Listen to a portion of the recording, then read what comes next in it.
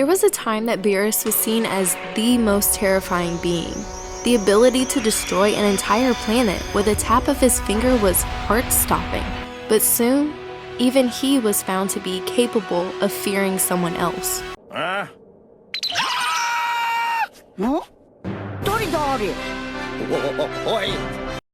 having a $500 giveaway for the AniFam members. Best way to win is clicking the notification bell. I'll wait for 3 seconds.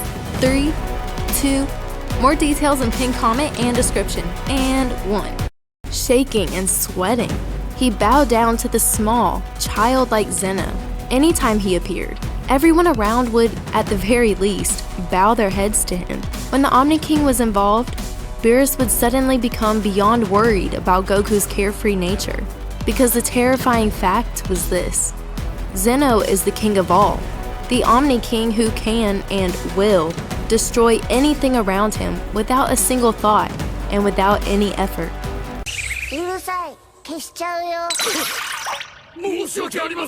But before long, we were introduced to one of the scariest facts Dragon Ball Super has ever held. Ceno is not the strongest being. So, who is? One option you could argue is the Grand Priest.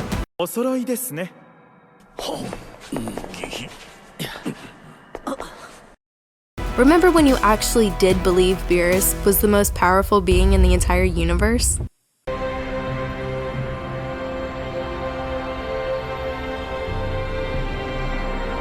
There was no reason for us to think otherwise after his epic battle with the newly formed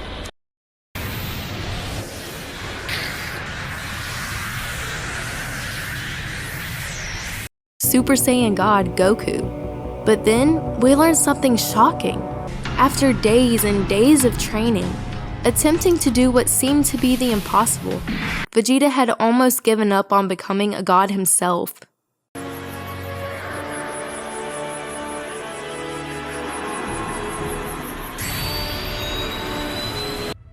Without the proper help of 5 other Saiyans. Until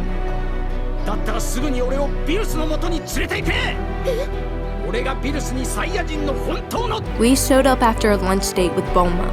Vegeta demanded Whis take him to Beerus, but after his refusal, Vegeta was left with no choice. He would have to force Whis to take him.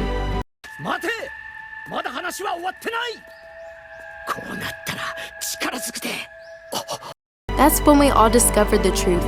Picking up on the level of power coming from him, Vegeta was unable to attack Whis.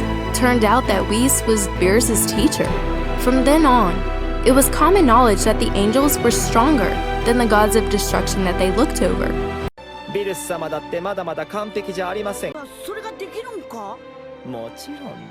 And in the same way, it only makes sense that the Omni King's apprentice, the Grand Priest, is stronger than even him. But it's not like we knew that for sure. And it's not like the answer ever got any clearer. Being summoned by the Omni King for the first time, the Supreme Kai, Whis, and Goku were greeted by the Grand Priest at the doors of Zeno's palace. As they followed him through the long hallway, Goku picked up on something very interesting. Although from looks alone the Grand Priest was simply an apprentice to the Omni King, he held a lot of strength to himself. After Whis complimented Goku for noticing, he went on to reveal something that shocked us all. This man, who would later be seen bowing down to Ceno, was one of the top 5 most powerful beings in the multiverse.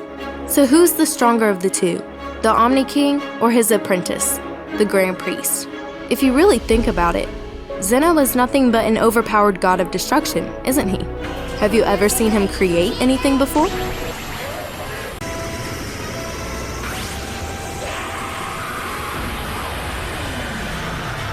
This is a power that the Omni King does not share with the angels, especially their father.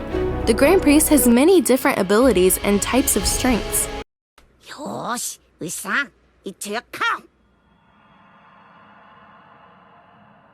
We've seen him use something called divination, where he's able to look through an orb, kind of like a crystal ball of sorts, to see anything he wishes to in any of the 12 universes. Among other things, one of his most impressive powers is creation, the exact opposite of Ceno. We've seen the Grand Priest do this twice. Once for the Zen exhibition match, where he created the entire fighting arena out of seemingly nothing but the air. 観覧席を用意いたします。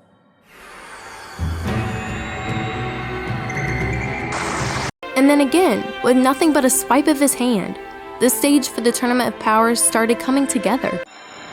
力の大会、部舞台の作成にかかります。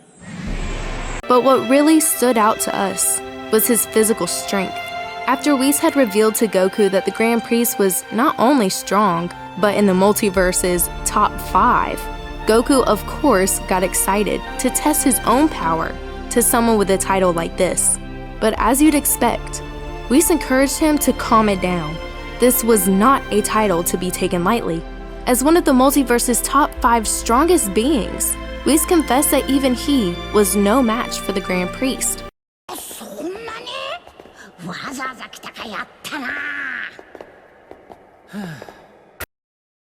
However, the Dragon Ball Super manga takes this one step further.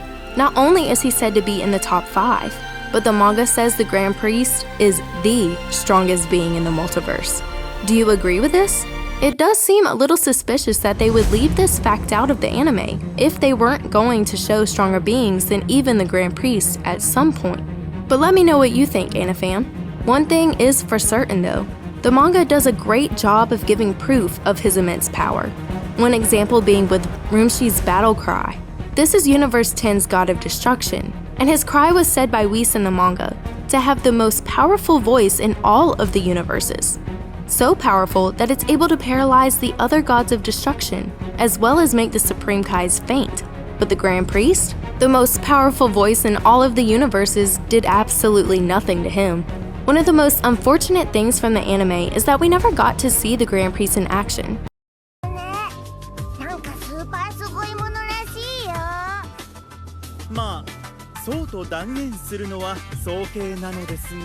But this isn't true in the manga, where the Zen exhibition match happened quite a bit differently.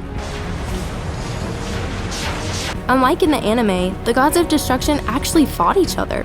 After some time of battling, Beerus and Catella, Universe 4's god of destruction, had their punches stopped by just the Grand Priest's fingers. His power actually shone in ink. With his range of abilities, it isn't hard to believe that he's stronger than the Omni King, who has only been shown to be able to destroy. But the thing about Zeno's power is, it isn't really destruction. After Universe 9, the first to be eliminated out of the Tournament of Power, was erased, Beerus asked Whis to see if there was even a trace of that universe left.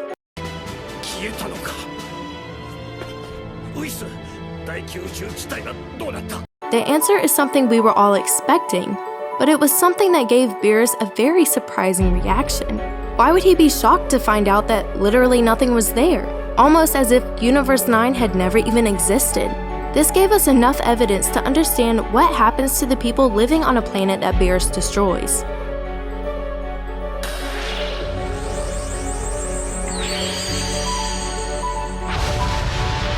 Of course, this would end their lives, but their spirits would still be able to go to the afterlife.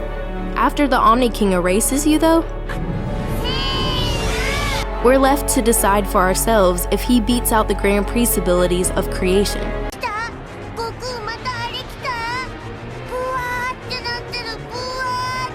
Because once erased, there is no such thing as an afterlife. Literally nothing even exists anymore. Pretty obviously, this is an act even Shenron could not undo. As Champa had originally explained, the Namekian Dragon Balls were very literally fragments of the first made Super Dragon Balls.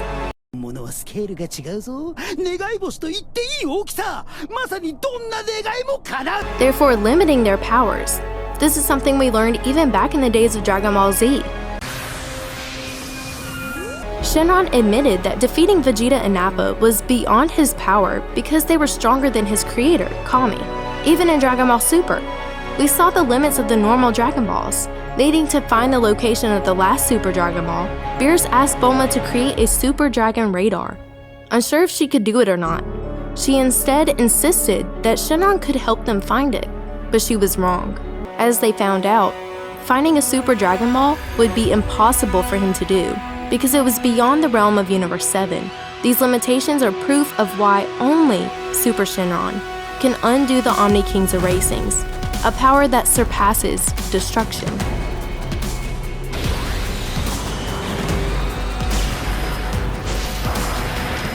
But here's the biggest question of all. If Super Shenron has limitless power, then why is Ceno called the king of all?